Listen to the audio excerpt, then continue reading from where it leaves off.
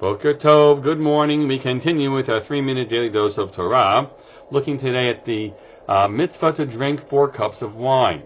4 cups of wine are set into the Haggadah, as we know, based actually on the Mishnah, which establishes the 4 kosot. The first cup is recited is the Kiddush cup of wine. The second cup is for the Hallel at the end of Magid. The third cup of wine is for Birchat Hamazon, the benching. The fourth is for the latter part of the Hallel. So these 4 kosot we take quite seriously, and they're one must drink the right amounts. So what is the right amount? So we say you're supposed to drink a revius. We're supposed to have a revius. You should have a revius of wine, and drink, according to some opinions, the majority of a revius, and others the majority of your cup.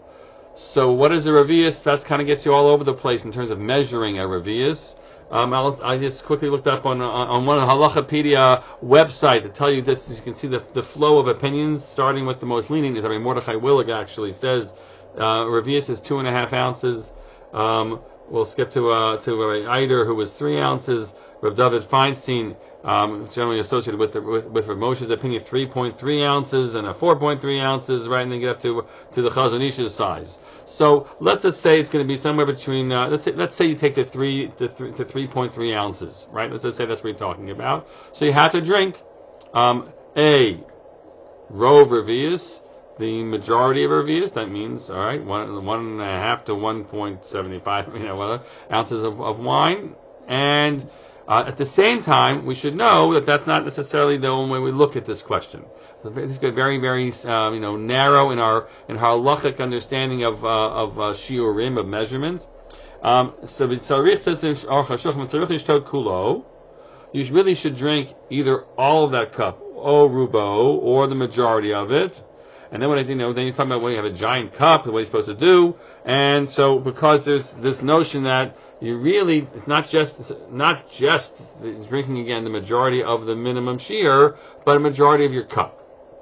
So I actually recommend to people not to have very large wine goblets if you want to fulfill this opinion. Not to have large wine goblets that you're using for your seder. Try to have smaller wine goblets so that they let's say they don't hold 3.5, 4 ounces of wine, and so you drink the majority of your cup, and that will be sufficient.